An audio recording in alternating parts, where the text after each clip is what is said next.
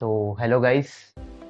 आज का जो अपना वीडियो होगा उसमें अपन बात करेंगे जीएसएफसी स्टॉक के बारे में। तो जीएसएफसी जो है वो फर्टिलाइजर्स और केमिकल्स में डील करती है। और यहाँ पे अपन ने मैंने गूगल सर्च किया था, तो यहाँ पे मुझे एक आर्टिकल मिला जिसमें यहाँ पे दिखा रखा है कि जो एग्रीकल्चर और फर्टिलाइजर सेक्टर है वो अभी भी 5.7% की ग्रोथ पे रहेगा, CAGR पे 2029 तक। तो यहाँ पर ओवरऑल सेक्टर में ग्रोथ रहेगी, फ्यूचर ग्रोथ पोटेंशियल है। और अपन को पता है कि जो इंडियन इकोनॉमी है वो बहुत ज़्यादा डिपेंड करती है एग्रीकल्चर सेक्टर पे। तो फर्टिलाइजर्स और केमिकल्स जो इंडस्ट्री है वो भी ग्रोथ में रहेगी साथ ही साथ। लेकिन आज का जो वीडियो है वहाँ पे अपन बिजनेस ग्रोथ पोटेंशियल और रीज़न ऑफ फॉल की बजाय यहाँ पे अपन आज बात करेंगे कि कैसे कंपनी के फाइनेंशियल्स को देख के अपन ट्रेड कर सकते हैं किसी भी स्टॉक में, और साथ में टेक्निकल्स को देख के। तो अभी अपन इसको यहाँ पे मैंने screener.in पे GSFC का फाइनेंशियल्स निकाल रखे हैं। तो यहाँ पे जो कंपनी है करंट मार्केट प्राइस 194 पे चल रहा है, और जो कंपनी की बुक वैल्यू है वो 300 रुपये है। तो यहाँ पे अभी अपन देखते हैं, तो यहाँ से अगर अपन सिर्फ बुक वैल्यू तक भी देखें तो अगर करंट मार्केट प्राइस से, तो यहाँ पे अप्रोक्सीमेटली 55% का रिटर्न है सिर्फ बुक वैल्यू तक। लेकिन अपन देखते हैं कि ये क्यों बुक वैल्यू नहीं और बुक वैल्यू के ऊपर तक जाएगा। और यहाँ पे अपन एक बार कंपनी के yearly profit and loss statement देखते हैं। तो यहाँ पे 2023 के जो रिजल्ट्स हैं वो हाईएस्ट एवर हैं, और नेट प्रॉफिट मतलब रेवेन्यू भी हाईएस्ट एवर है, और सेल्स और नेट प्रॉफिट भी हाईएस्ट एवर है। और यहाँ पे अपन को ईपीएस दिख रहा है, ईपीएस इन रुपीज। तो ईपीएस इन रुपीज है वो 2023 का हाईएस्ट एवर था 32 रुपीज। लेकिन अपन उससे पहले वाले साल का भी अगर लेके चलें, 20 रुपये का भी अगर अपन ईपीएस लेके चलें, तो जो बिग बुक वैल्यू है वो 300 रुपये की नहीं रह जाती है, वो 320 रुपये की हो जाएगी अगले साल तक। तो अगले साल की जो बुक वैल्यू अभी 300 रुपये है, वो अगर अपन कम ईपीएस का भी लेकर चलें, क्योंकि अभी जियो पॉलिटिकल टेंशन है, वॉर का सिचुएशन है, तो उस हिसाब से इसकी नेट प्रॉफिटेबिलिटी थोड़ी कम हुई है, जिसकी वजह से यहाँ पे आपको दिख रहा होगा कि जो ईपीएस 32 रुपीज़ था वो यहाँ पे 26 रुपीज़ हो गया है।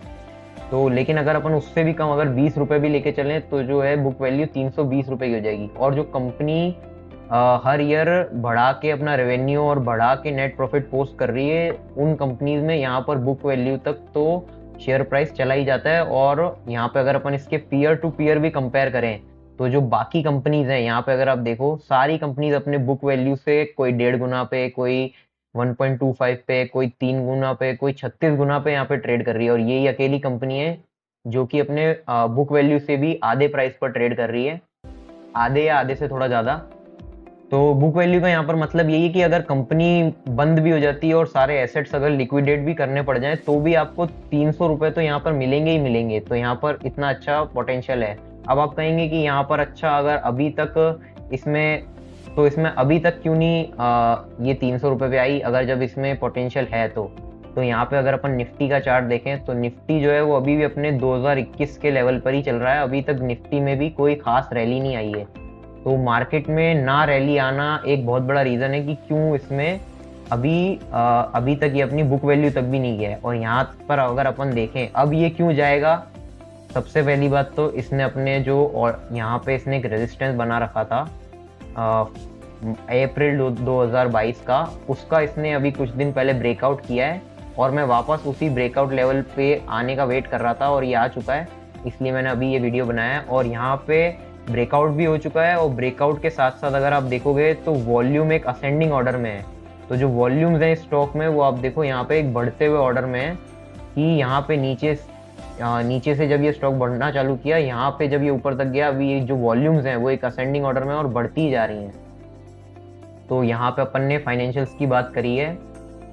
अब अपन एक बार देख लेते हैं कि कंपनी का जो टेक्निकल चार्ट है वो अपन को क्या कह रहा है। तो यहाँ पे जो इसका टेक्निकल चार्ट है वो यहाँ पे एक, अभी वो देखा जाए तो ये जो चार्ट है ये यहाँ पे एक कप एंड हैंडल पैटर्न बना रहा है। ये कप बनाया इसने और यहाँ पे हैंडल, और कुछ ही दिन पहले इस कप एंड हैंडल का इसने यहाँ पे ब्रेकआउट किया। कंफर्मेशन नहीं हुआ है, लेकिन अपन कंफर्मेशन का वेट स्टॉक में इसलिए नहीं करेंगे क्योंकि ये अपनी बुक वैल्यू से भी कम प्राइस पे चल रहा है, और हर साल जो इसका रेवेन्यू है वो बढ़ता जा रहा है, और हर साल इसका प्रॉफिट भी बढ़ता जा रहा है। तो जो 750 करोड़ का प्रॉफिट था वो अगर लास्ट ईयर का देखें तो 1300 करोड़ का हो चुका है, और जो इसका रेवेन्यू 5200 करोड़ का था वो 11300 करोड़ का हो चुका है लास्ट ईयर का अगर कंपेयर करें